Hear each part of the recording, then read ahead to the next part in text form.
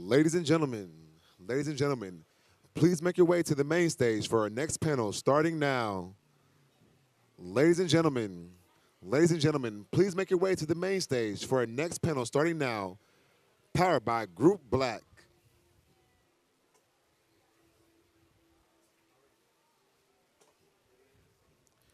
Ladies and gentlemen, ladies and gentlemen, please make your way to the main stage for seating for our next panel, brought to you by Group Black.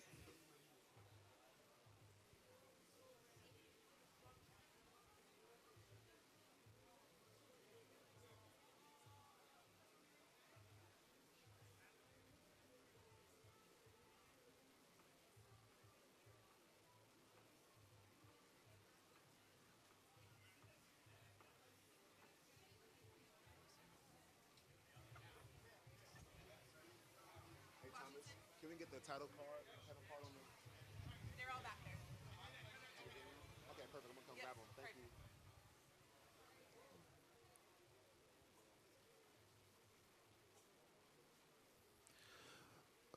Ladies and gentlemen, please make your way to the main stage for seating for our next panel, brought to you by Group Black.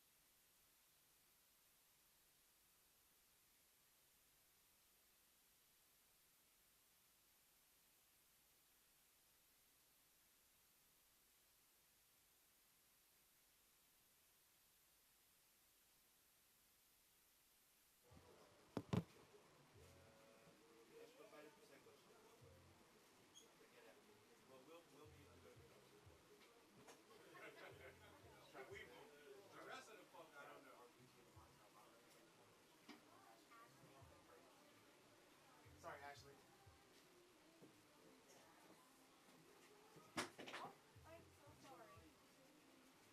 Oh, ça coûte que 900 euros, c'est pas grave.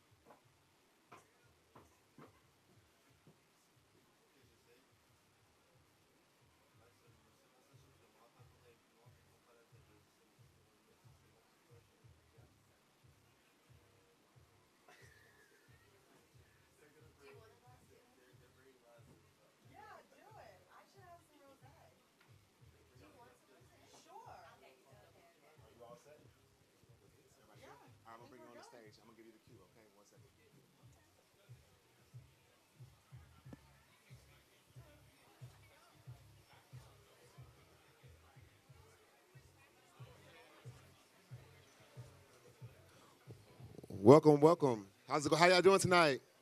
Everybody doing good? Where's the energy? Where's the energy? How y'all doing today?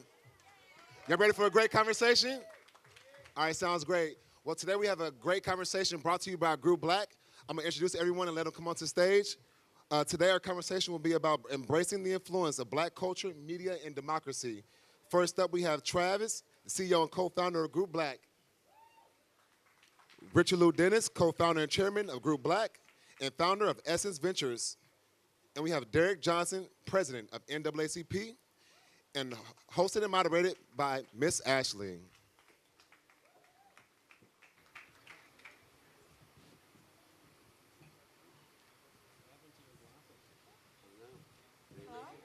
Do you need a glass?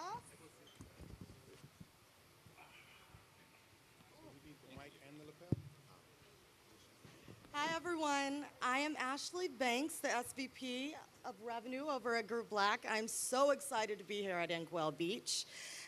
We are going to have a real discussion about the critical intersection of Black culture, media, and democracy, while emphasizing the need to nurture a media landscape that champions inclusivity and equitable representation. Just to give a little bit of background, Black people make up nearly 14% of the American population, but as we know, the impact of Black culture extends well beyond that 14%. I mean, look at us at Cannes right now, today. Black culture notoriously influences all corners of society, from art to music to fashion to media.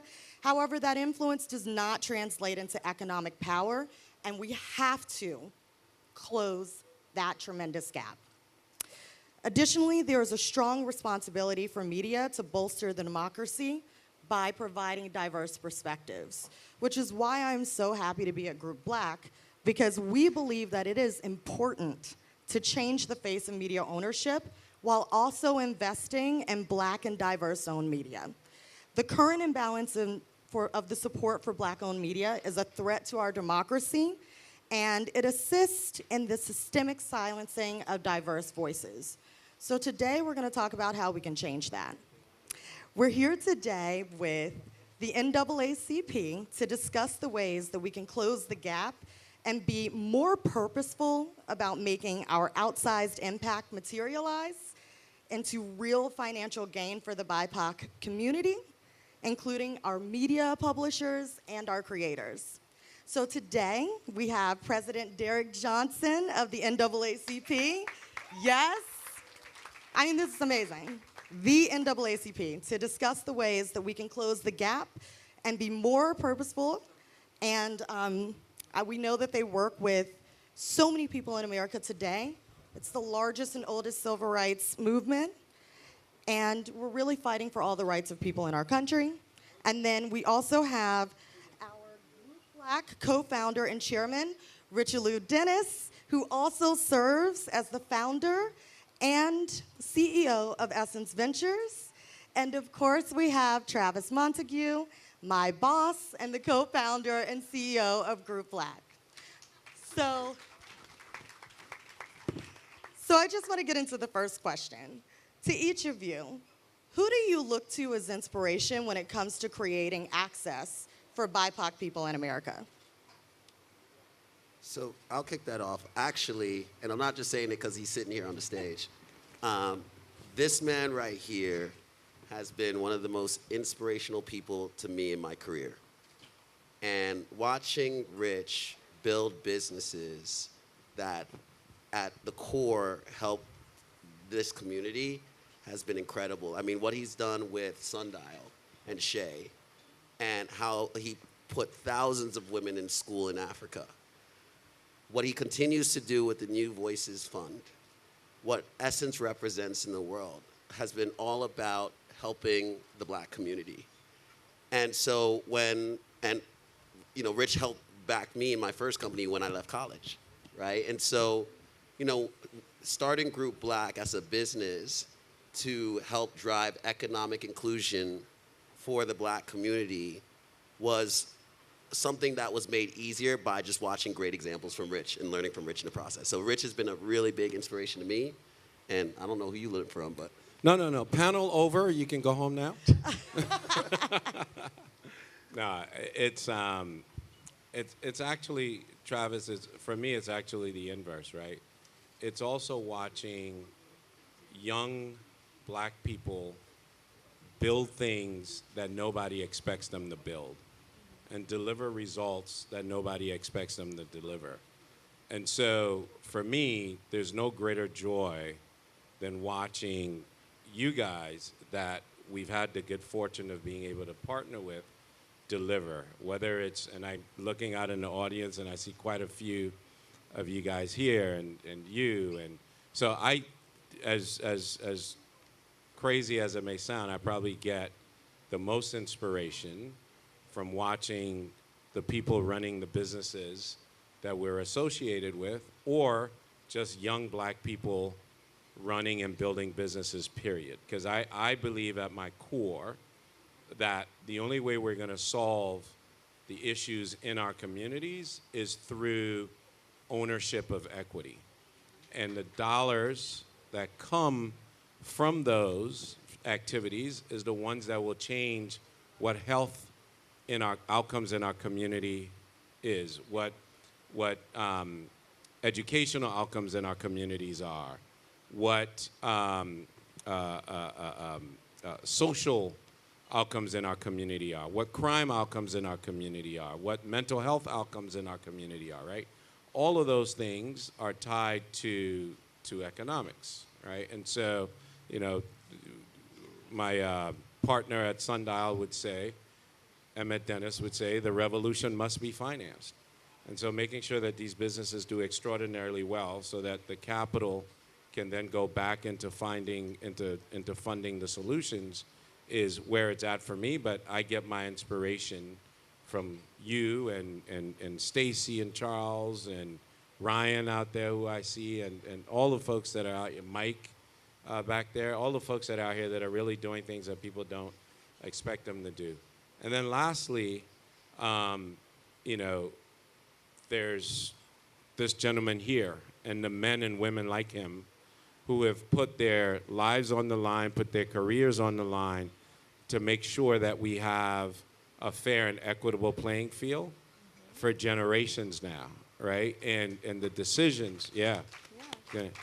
And the decisions that they have to make and the sacrifices that they make for their families in order that our communities are better places to live, you cannot put a price tag on that. So Derek, you and all your peers, Mark, Reverend Jackson, all the people that have been out here fighting for us all these years and clearing the field for us, know that you are an inspiration, not just to me, but I'm sure to all the folks here. And then lastly, biggest inspiration for me in life is my mother. So thank you. Let's give a hand to Rich. I want to be clear, Rich. You can tell Reverend Sharpton and Mark I'm much younger than them, so, you know, it's different. I couldn't tell, though. Hey, there you go. So inspiration for me is the history of success in our community. We oftentimes think that what we're doing now is something new and innovative, but if we look deep into our successful track record, much of what we're seeing we've done before, but we have not aligned the things together. Business, informing culture, advocacy, and entertainment. 4 key components for me, right? So when you think about Frederick Douglass, he was advocacy, but he also understood the importance of imagery. That's why he was the most photographed person during his lifetime, so he could project the imagery of a dignified, well-educated black man. Paul Robeson, he understood advocacy, and he was a great entertainer. He understood that the platform he stood on, he also had to educate his community about their rights and their agency. If you think about people like James Brown, he was crazy as hell, great entertainer, but he owned everything. So it's the intersecting points. I think now we are at a unique place where you see a Rich Lou who can create a successful business model, but also understand that that business model is linked to black women. And to speak to her, he needed to lean into essence, to speak to her. But in speaking to her, he also appreciated the value of entertainment with the Essence Festival. And with that, our relationship is an advocacy reality that comes out of that so we can influence the quality of life through public policy and corporate behavior. And so for me, it's not one person or one era or one movement. It is our ability now to merge those things. And for the NAACP, we understand that art is advocacy. How we, how we are seen on the screen is how we are treated in public policy. It's how we are treated in the streets. And that treatment is directly related to the power we bring to bear, both in votes and in money. So it's all connected to under one umbrella. So, can Hey, Ashley, I have a question. yes, yes. Is it by design that they got you on an island? I know. I'm like, why I'm am like- I so far away from I was y'all? thinking that too. I was like, is this Did a Travis stage? do something? I mean, I was like, am I in trouble? What's going on? No, I was like, this stage setup is interesting. Well, you know, if all else fails, we have wine. So I would love to expand upon what you were just talking about, because you're doing this in your daily work today. So I would love to just hear about what you feel is the responsibility of media to actually uphold our democracy. Well, you know, that's a great question. And oftentimes that question, among others, is upside down. Media's responsibility is return value to their shareholders. It's our responsibility to hold media accountable on how they reflect us and the opportunities that are provided, both behind the scenes, in front of the camera, and in the deal flow. And so it is really important for us. I love Charles King's and Stacey King's motto. They are raising the funds to finance projects that we own. That's important. That's a part of the deal flow we had not been engaged in before. We need to understand the entertainment industry and with a 360-degree view. We are cultural influencers. We can go to China, and a young man who of Chinese descent can rap Wu-Tang Clan, know every lyric. Because we can influence culture. What we have not been able to do is influence media to be accountable to our needs and interests, project the right imagery. It is embarrassing, unfortunate, and sad that I can go, you name one of the 50-plus countries in Africa, and their understanding of an African American is based on the movie Boys of the Hood or some other movie. Or our understanding of who you name a country in Africa, when they come to the States, we have a certain image of them because the media culture and entertainment culture have created these schisms among the diaspora. We have to control and hold accountable. Of course. And I think to that point, we've been standing on the shoulders of giants. I mean, I know that I don't look like it, but I actually remember the Great Whiteout of 1999 when there were 26 shows of a full lineup that was put out into the universe without having any person of color in leading or starring roles.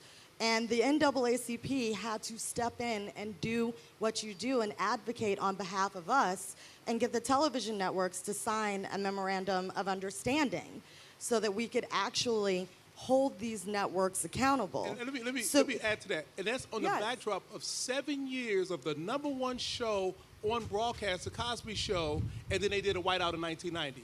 In the backdrop of a different world which increased enrollment at HBCUs, and then they did a whiteout.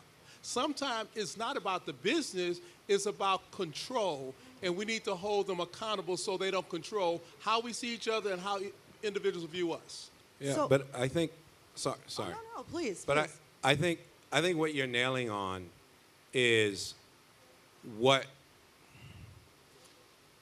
So this is the second year of the Inkwell Group Black Beach.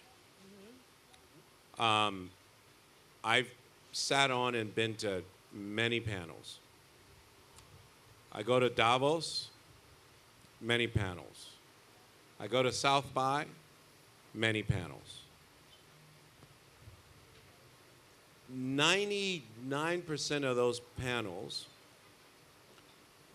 are focused on solving these issues, right? Which leaves no time for us to develop and grow our minds around what the future is going to look like. So we're constantly going backwards. We win big You think you got 7 years of the #1 show? Take it away, let's go start over. You build a business, do great this generation, next generation, starting over. You get everywhere you go. Until we get to the place of where we're owning these businesses, we're always subjected to what somebody wants to control. And you know, there's an old African proverb, until the lion learns how to write, the hunter will always be the hero. Because he's the one who writes the story about what happened during the, he doesn't talk about how his gun was so much more powerful and how there were 20 of them tracking one animal, and that never gets told, right? It's only the heroic part. So I think what I'm going to impart upon our Group Black team here for next year and for everywhere else that we go is we're actually going to focus on what is the amount of time that we're going to spend belly aching about the problems that we have, and what is the amount of time that we're going to actually spend plotting about the solutions that we're going to go execute together. Because if you stand here and you take all the people in this room and all the conversation wasn't about where we're constantly trapped, but hey, here's what we're going to do outside of this trap, I think the transformation that we drive in this marketplace, in this economy, and in this society becomes extraordinarily powerful very, very quickly. So I think the question is one that has really been sort of inside of me brewing. Like, damn, like all of these minds here, what am the stuff we're talking about, I know it, right? And I think everybody here knows it. And collectively, we've now come to know it together, right? It's been a few years, we've come to know it together. I want to now get to the future. And I'll add one thing to that, too. And I want to go, and that was awesome, Rich. I think I want to go back to that ownership piece, right? Because what you're seeing, and you see it over and over and over again, is lack of ownership makes it very difficult to change the systems that exist today, right? And so as we at Group Black are navigating through the media industry today, there are so many inherent designs that make it really difficult for the companies that we work with to advance. And that's why you have those situations where because you don't own it, because you can't pinpoint and actually execute the changes that need to occur for advancement to proceed, we have this year over year over year over year not making progress. There shouldn't be a situation where we say 1%, 1%, 1% for 10 years, right? Like, things grow, but it just hasn't grown here, right? And so I'm really, really pushing so hard on our community to continue to think about ownership and thinking about, like, even when from a capital raise perspective, yes, raise capital, but try to grow your business so you can keep more of your ownership. Thank you. So we know that all three of you are doing the work today. Travis, I would love for you to talk about what you're doing with Crater, just in that vein of what you were just speaking to, and how you're making a more equitable universe for diverse creators. Yeah. So the inequities that we see in Black-owned media also exist in the creator economy, and probably even more scaled.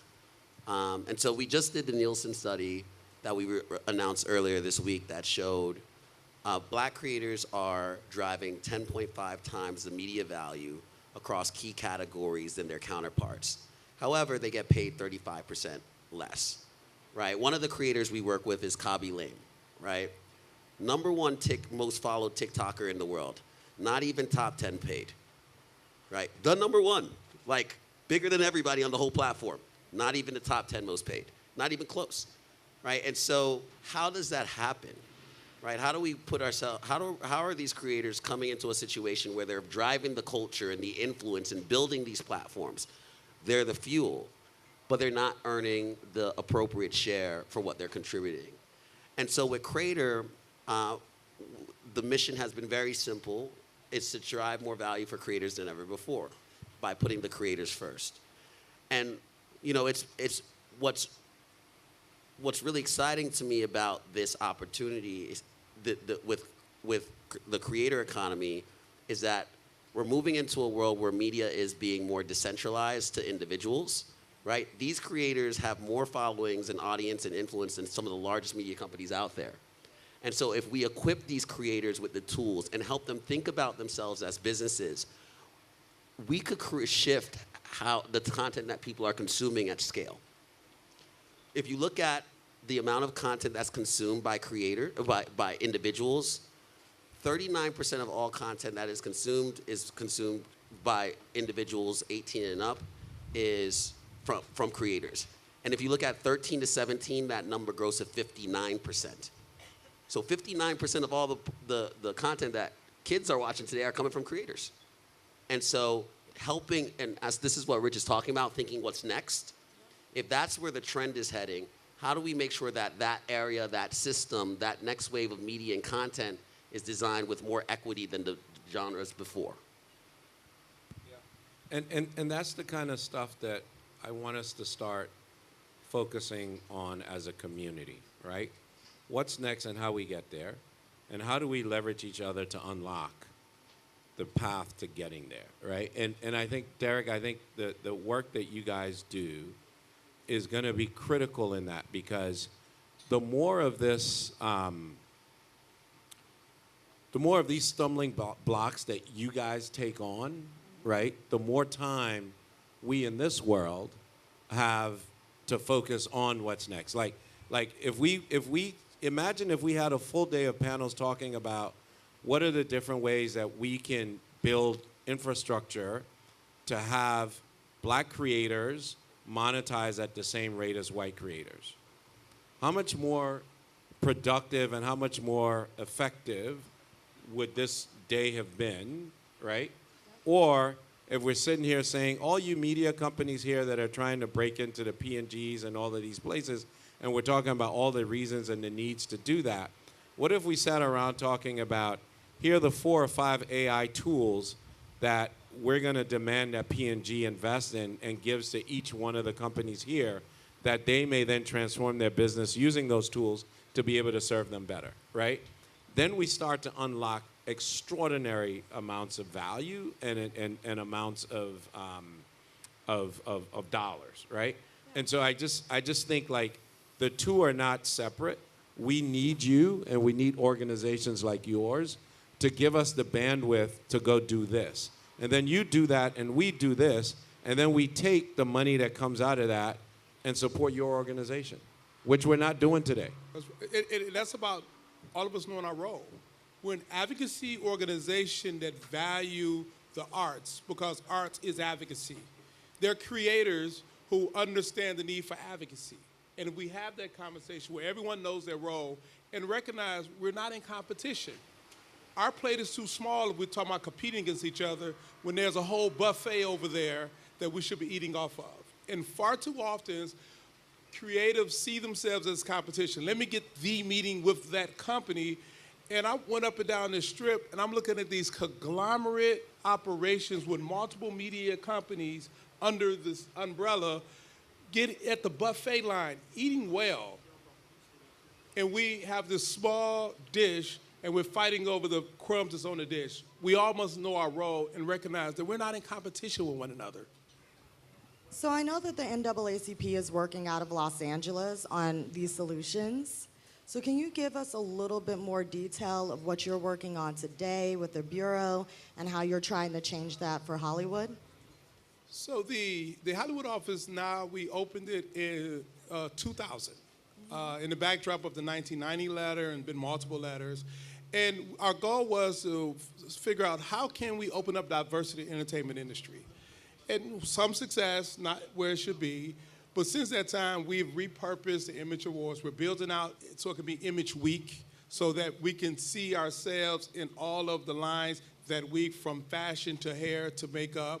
We also have a joint venture for-profit deal with CBS Studios to do content. Sheila Ducksworth, who is there. I think we sold a few projects. Hopefully, the first one will be on air 2024. That's all about getting in the space of creating the content, owning the content, and driving the conversation differently than how it's driven now. It's one thing to say you all should do, it's another thing with us doing. Robin Harris is there. We're opening up a podcasting studio and a screen. So those creators who are doing short form, they have a place to come to do the creation, because that studio will be open, I think, September, Robin, or soon? August, right? So, those are some of the things that we are venturing into, but staying true to our mission. We're an advocacy organization to influence the formation of public and corporate policy. Absolutely, and it mirrors and parallels really well with what Rich is doing over with the New Voices Fund.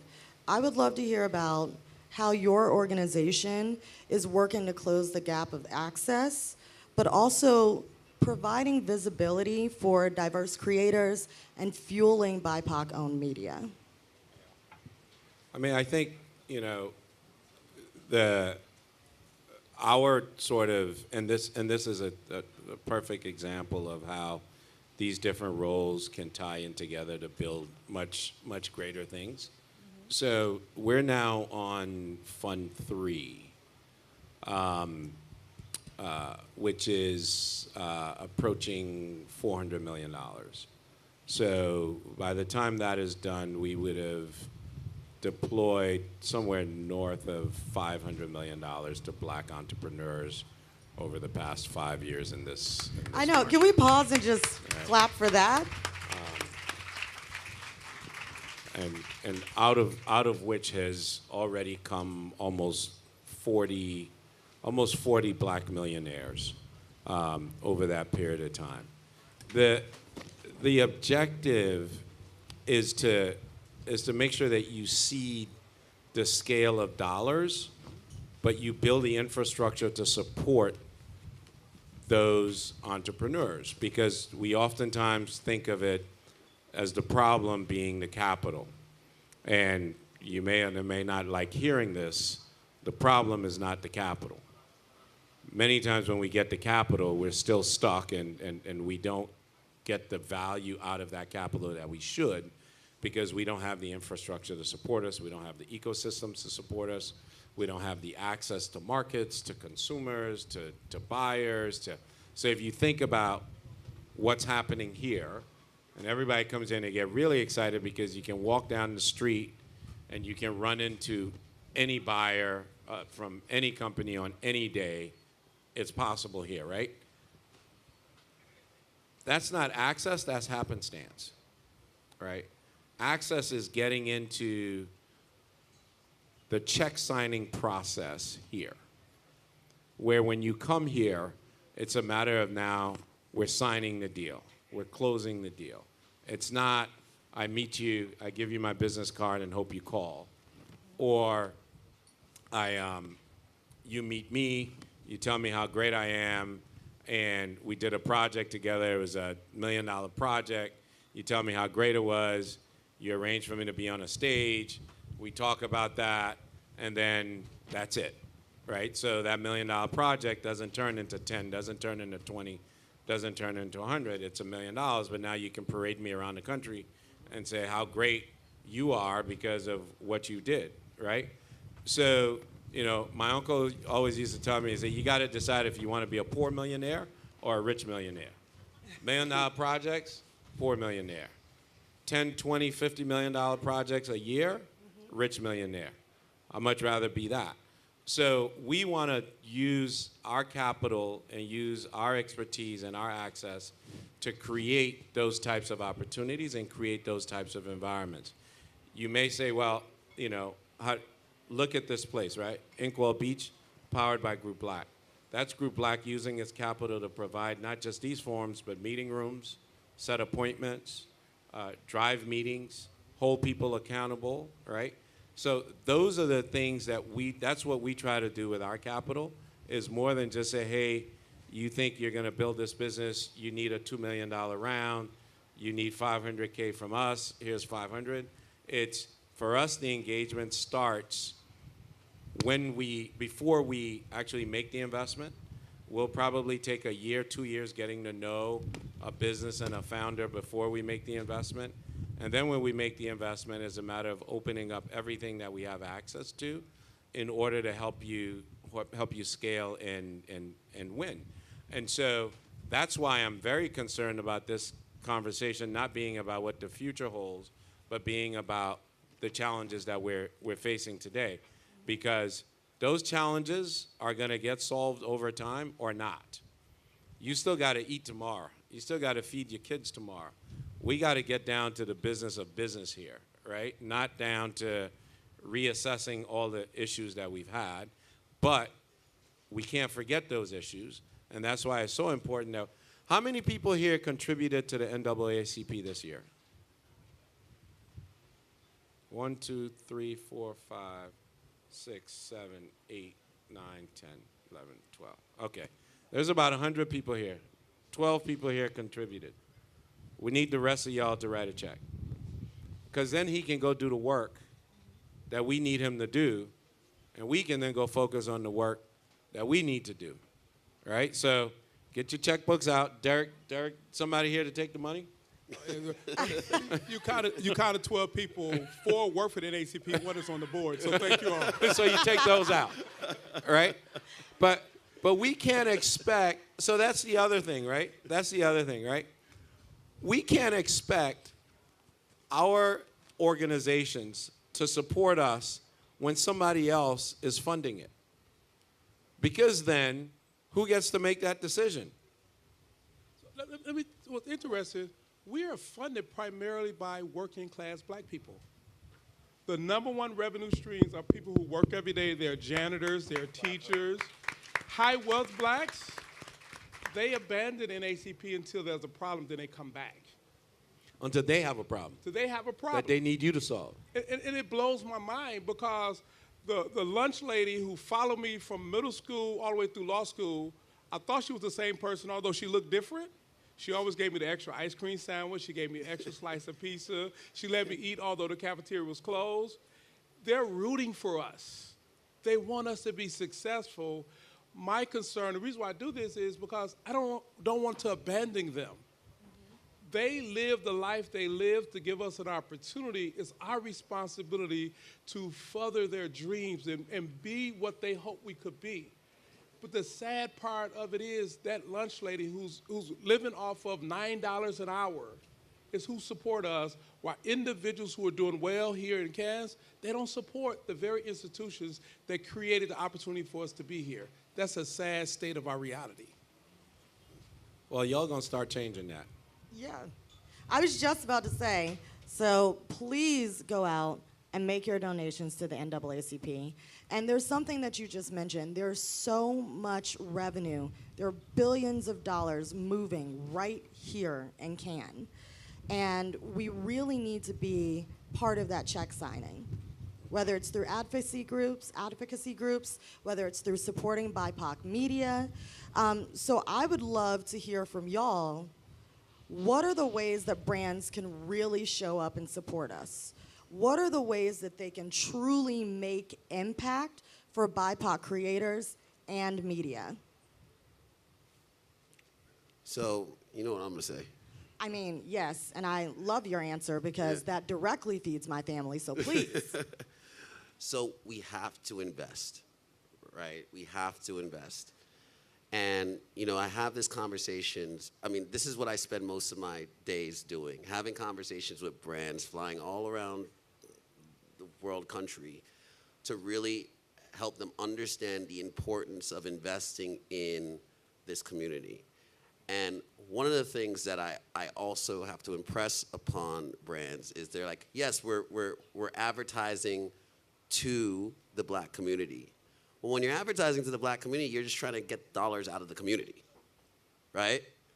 But you're not reinvesting in the community, right? And so you have to really focus on the investing with intentionality because it fuels everything. Media ad dollars are is the fuel that drives the media that's out there today, right? And so literally the dollars that are going into, the way they spend their dollars is what's driving the narratives that are out in the world and the perceptions and the stereotypes and all those things. if we stopped funding sports, if advertisers and sponsors stopped funding sports, sports wouldn't be as big of a business as it is today, right? So if advertisers fund and support and invest in black-owned media businesses, you'll have a lot more of it. You'll have real accurate portrayals of the community in all of its different ways. Instead of a very monolithic way of looking at the black community. And so it's really important, not just because it's the right thing to do, but it's also what is driving the whole conversation economically. Rich, Derek, would you like to? No, I love your comment. Advertising to the black community is about extraction, but advertising with the black community is about empowering. And I think that's all should be said. Because at this conference, we need to be clear that it's the images that's being projected, but it's the investment that's being made. And that investment should not be a one-street transaction. It should be an empowering reality. 1.2 billion Africans on the continent, the fastest growing continent on the globe. The strongest black economy is the U.S., 7th in terms of GDP. The largest African diaspora, Brazil. Afro-Brits are gaining strength every day. We must demand more. And demanding more is more than the pictures on the commercials, it's also the investment in the agencies that we own and the agencies we represent. I mean, I don't know if we have any other questions after that.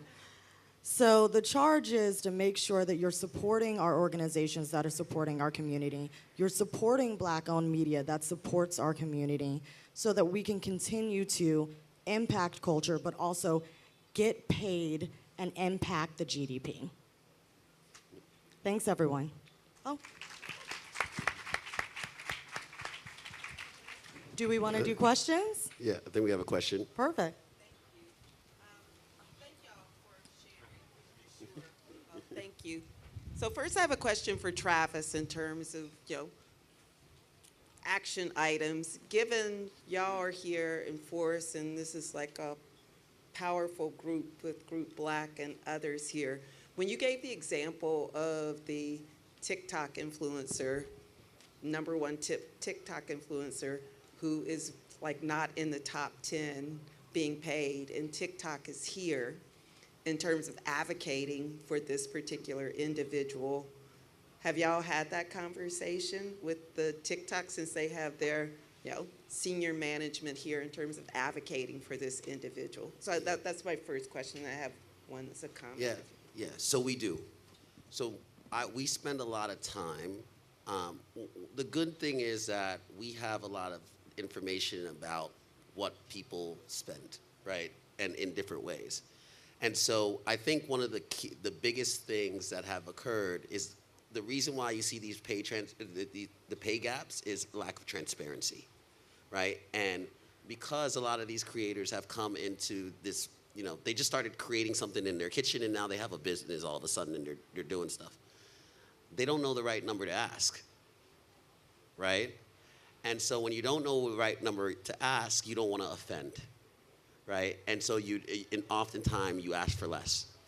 And so one of the things that when we work with brands, we make sure that the individual, whether it's a black-owned media company or an individual creator, we're advocating for the appropriate amount of compensation for the value that they're delivering, right? And so that's a big part of it. But also there's just the education piece on the creator side as well, helping them understand what is how does this work, right, in a unique way, and making sure that the compensation that they're getting is appropriate. I think the other thing is building a different type of business model. As many of you in here are business owners, building a different type of business model that approaches the creators differently or the people that you're trying to do business with differently. Because, from my purview, I get to see a lot. I get to see a lot of different businesses and a lot of different arenas. And the ones that we tend to invest in are the ones who are thinking about solving the problem. Let me rephrase that. Not solving the problem, but building a business similarly. The ones that we tend to invest in are the ones who are solving a problem differently. So many of the people that build businesses come from a similar business. I was at an agency. I picked up all these skills. They took my talent. I don't feel like I got paid enough, or I don't feel like I was going any further in the agency, or there's a big market here that they're missing. You see something different, and you go outside and you set up shop. Oftentimes, they set up the same shop, right? So it's all the things that I learned how to do over here, I'm doing it over here, forgetting what the experience was for them when they were over here. So now you go build a new business on an old model that treats people the same way, all right? You see it in the record industry, you see it in the entertainment industry, you see it in the sports industry, you see it in the media industry, you see it everywhere, right? And so to really solve these problems, right, I think we need to be thinking about the businesses that we're building differently, right? The models need to be different. The way you compensate them need to be different. For example, what you're doing at Group Black and Crater with Kavi is a very different model than what he would have to do if he were working with YouTube or working with TikTok. And that's the other thing is, we can't be afraid to kick these guys' ass. Like, YouTube started somewhere. It wasn't always this monster, right? TikTok started somewhere. Hell, TikTok was a failing business when it was Musical.ly. Correct. Right? Like, all of these things start somewhere. You're the place that it starts. So start, and each one of those businesses did something different than what was done before, and different from what the founders that came from other organizations were doing. So I think thinking about how